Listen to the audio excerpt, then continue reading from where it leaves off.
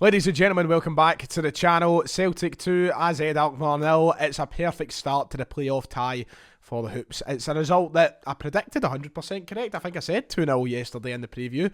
So I'm buzzing off it. A lot of things to dissect from that, and you may be wondering why the video is coming so quickly. How come I'm not trekking my way back from Celtic Park? Well, we'll get into that in a moment.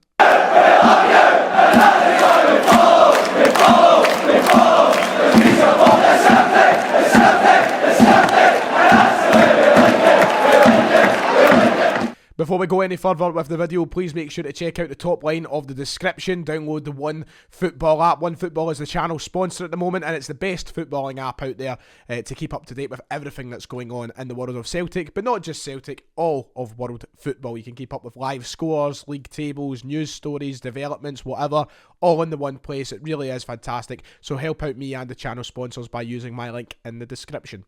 So before we talk about the game and before we go into the three things that I think we learned tonight, let's address the massive elephant in the room. You might realise my voice is a little croakier.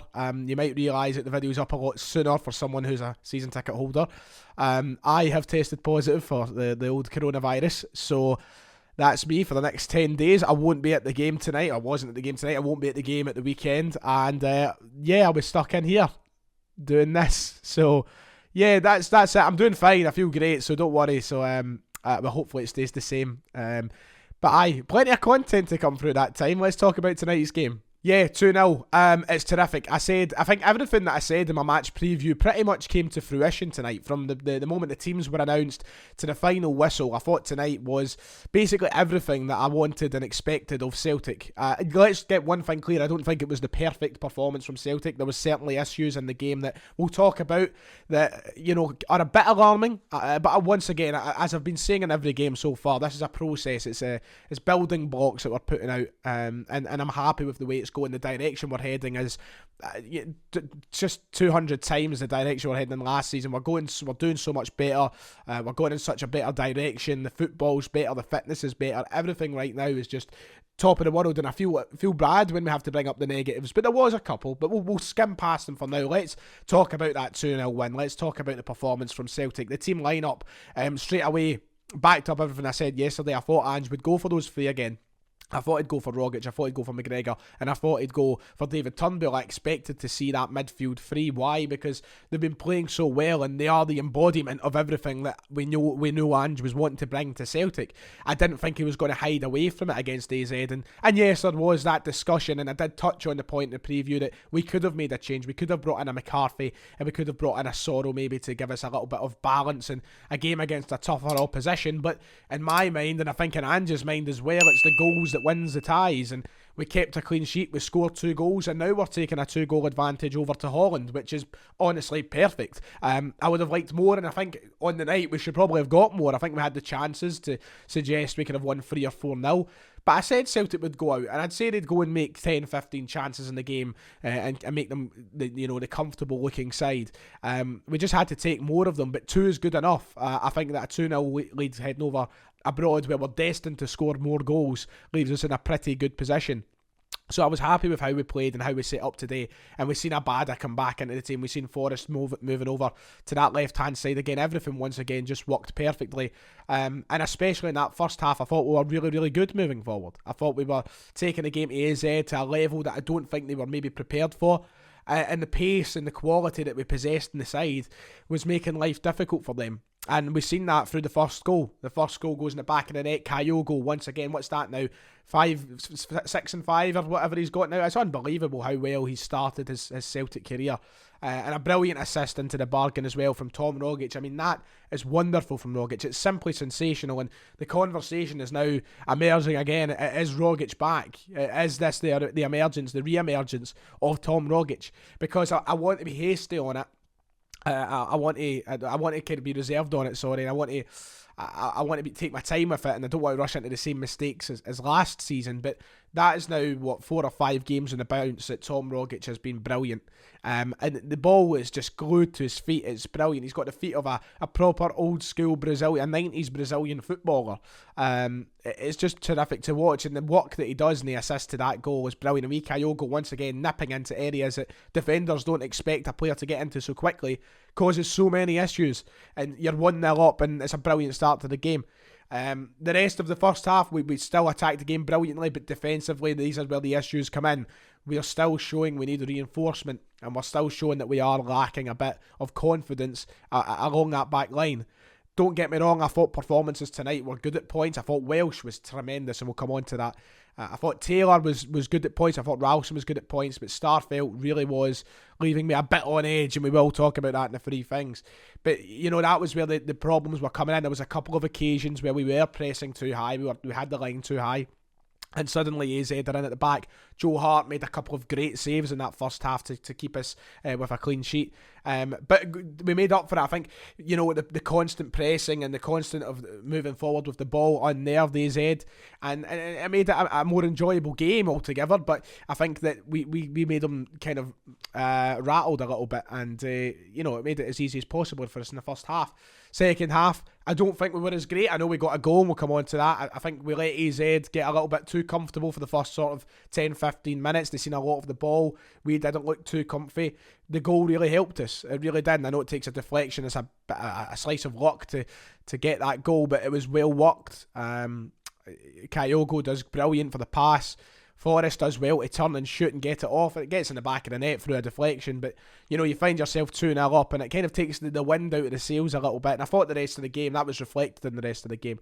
We made a lot of substitutes once more, and I think it was all about just maintaining that lead. But players were brilliant tonight. I think some individual performances. Kyogo once again, Tom Rogic. I thought Callum McGregor was once again fantastic in the middle of the park. I thought James Forrest was really good. Liel Abada, showing that he's not lost anything from those couple of games he's missed. Still there, and the way he cuts in and out of the wing to the middle of the park is just brilliant to watch, and it really causes a lot of issues.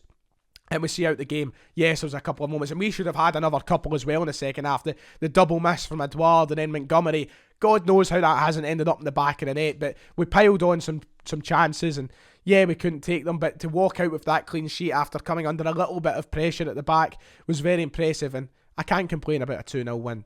So the three things that I think we've learned from tonight, look, we're not going to get too in over our heads. There's still a job to be done. We need to go away from home now, and we need to get a good result. So I'm not going to get too carried away with tonight. We'll wait and see what happens next week. We can score goals over there though, and we can make life easy for us. If we go over to AZ and score 2, which I believe we can, it's tie over, because they're not going to score 4 goals, I don't think. So if we can do that next week, I'm pretty confident we'll head through. The first thing we've learned, Welsh is carrying Starfelt at the minute, and I've been kind of holding back my judgment on Starfelt and trying to be harsh on him. I'm not going to go right in and be harsh on him, but tonight he wasn't good enough. There was a few occasions where I thought, yeah, we're lucky we've survived that, and they were mostly down to Starfelt errors. Don't get me wrong, there was a few moments in the game as well I think Starfelt looked good. There was a couple of interceptions, a couple of tackles where he made up for those bad moments, but it's one too many bad moments. You can maybe get away with one in the game where you make a mistake, you play a bad pass, but there was a couple over the course of the game that really were worrying, and Welsh saved his arse a couple of times, let's be honest. And right now, and I think over the course of the last 3-4 games, 2 or 3 games maybe, Welsh has looked the more experienced of the pair. He's looked the more comfortable of the pair, and he's kind of guided Starfelt through. Now, don't get me wrong, I don't think this is going to be the long-lasting impression of Starfelt. He has just arrived, he's getting up to speed. Welsh has been part of the team for over a year now. But he does need to get up to speed though. That's the main thing. Because this is a guy we spent a lot of money on. This is a guy that's meant to be in the team over Stephen Welsh. And right now Welsh is, as I bang my hand, Welsh is showing he could be the better option. So yeah, I think Welsh was brilliant tonight. I think Starfelt was poor at times. And we need to evaluate that partnership, I think, further. Before we make the big decisions at centre back, because right now you could argue that Welsh should be the one starting for the remainder of the time being. I said I wouldn't get in over my head on it, and I'm still not going to. I'm going to be a bit I'm going to hold back a little bit in how I word it, but I think that Rogic has got his mojo back under Ange. I think, and I don't know if it is just the Australian connection and the belief that Ange has got in a guy that he's worked with before. And we know that Rogic is a talent. He's one of the best in the country. On his day, he's marvellous. He's amazing to watch. I said he's like a 90s Brazilian, just with the ball control and the flair and the ability, everything about him. But I think he's got his mojo back. I really do, and I hope it's not something that dies out again. But I think with the football that we're playing at the moment, It sounds ridiculous to say. If you told me a year ago that Tom Rogic would be amazing in a system which is fast-paced, constant pressing, never give up, constant running, I'd be laughing, because Rogic wasn't fit at all. He couldn't run the length of himself, He couldn't kick his own arse at a time as well. But I think that this system is suiting him. I think with the hard work being done by the three ahead of him, Abada, Forrest and Kyogo doing all this running and all this moving, it allows Rogic to get time in the ball, assess what's happening ahead of him, and unlock the game, and gives them time to make these moves. And it's working for Rogic at the moment. It's just brilliant. I love it. So there you go. There's number 2. Welcome back, Tam. We've missed you. And number 3, this pressing. This is honestly unbelievable. I don't think there's going to be a lot of teams that can handle that in both domestic football and European football. It is magical, and it's just getting better and better and better. Every time there's a throw-in, it's taken like that. A corner taken like that. A goal kick taken like that. In the 93rd minute there, the fullbacks were bombing up the park to press onto the opposition. It's unbelievable what it's doing for us, and it's really unnerving the opposition, as you'd expect it to do, but it's just allowing for a constant flow of the game that allows Celtic to bombard the opposition, and I just love it.